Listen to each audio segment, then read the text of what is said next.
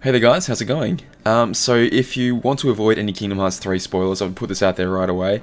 Don't look at this video whatsoever, just turn it off right now because I'm going to be talking about a little bit of stuff that we just found out over the Kingdom Hearts 3 premium event, which actually hasn't officially started yet, I don't believe, as of the time of this recording, but someone's been a little bit naughty and taken a couple of photos when they definitely shouldn't have, so I guess that's kind of cool for us that we get to find out a little bit early. Definitely a bit of a shame though, because I'm sure the development team would have liked to have presented this in an official trailer capacity. Maybe they would have waited until E3 to officially announce this, or they would have done like they did after the Union Cross Dandelion meeting, where shown it to the people at the event first, and then later on that day or the day after shown it properly to the general public. So there is a playable demo available at this event. I'm really hoping that, just like Final Fantasy XV's premium demo was 2 years ago, hopefully the same thing's going to happen here, where that demo will be publicly available pretty soon, maybe even after E3, who knows.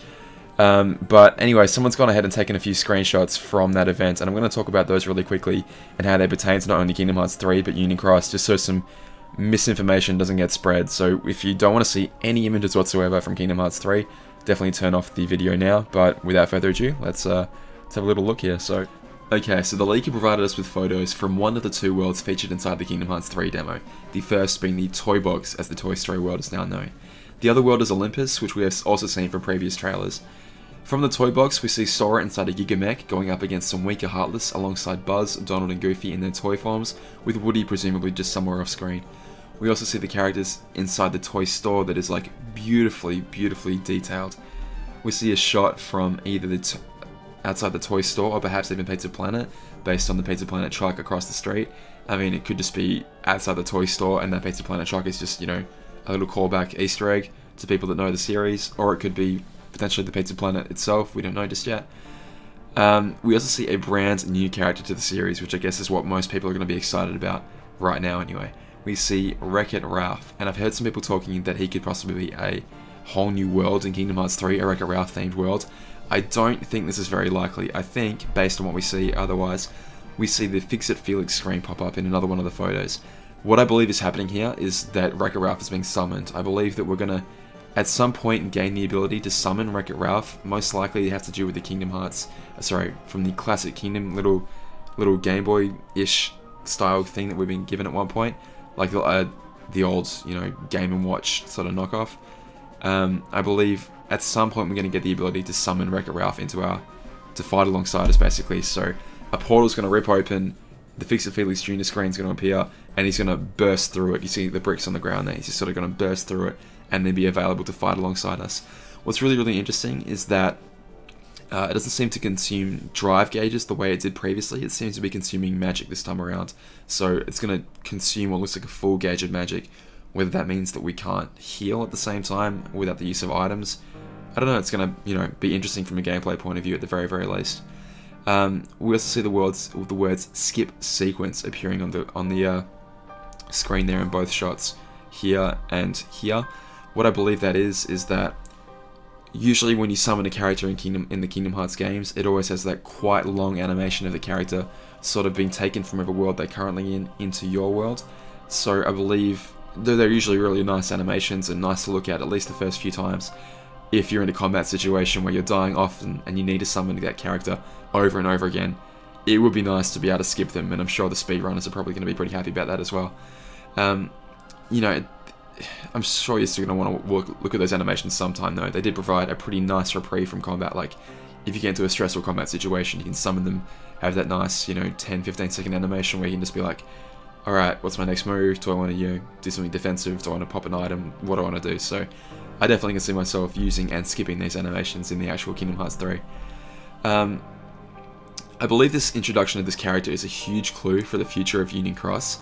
During the Dandelion meeting, the development team were asked if they had any plans for upcoming Union Cross worlds, and Tetsuya Nomura flat out answered that a future Kingdom Hearts 3 summon character would be from a Union Cross world. So, we've seen our first new summon character, haven't we?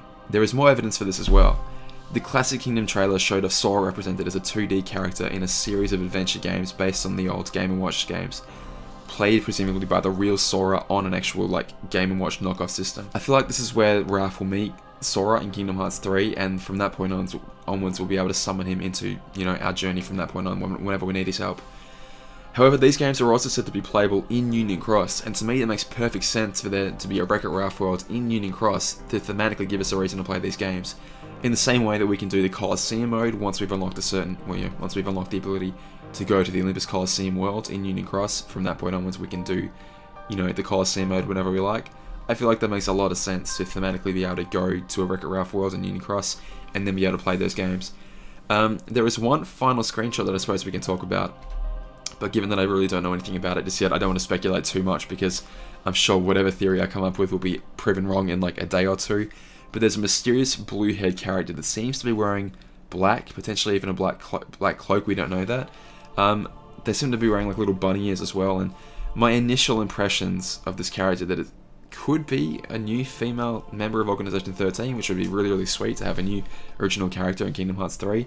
It could be someone that we know already. It could be, I mean, it could be a foreteller. You know, we never saw the faces of any of the 5 foretellers, so potentially this is what Envy looks like unmasked. You know, we have no idea. It could even be someone like Aqua, who's, you know, after all that time in the Realm of Darkness, let her hair grow out a fair bit. You know, we have no idea just yet. Obviously, the leaker knows, because they would have been able to see it and not just taking photos of it, and anyone able to play this demo pretty soon will be able to know, but until then, I don't even want to speculate on it. But you guys feel absolutely free to speculate in the comments and tell me who you think this character is from just one screenshot that we've seen so far. That quote is very interesting to me, though. That quote's very interesting. One stay in that dread and breakfast was enough for me. But there's plenty more to figure out. I'm really hoping that this demo will be available like the Platinum demo was when Final Fantasy 15 was released.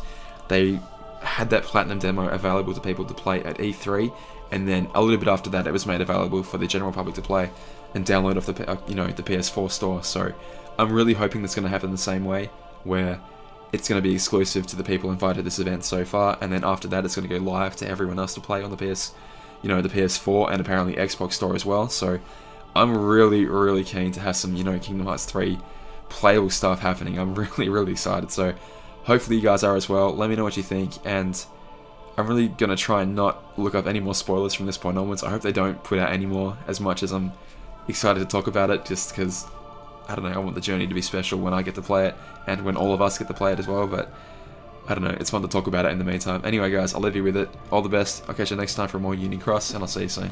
All the best. Bye.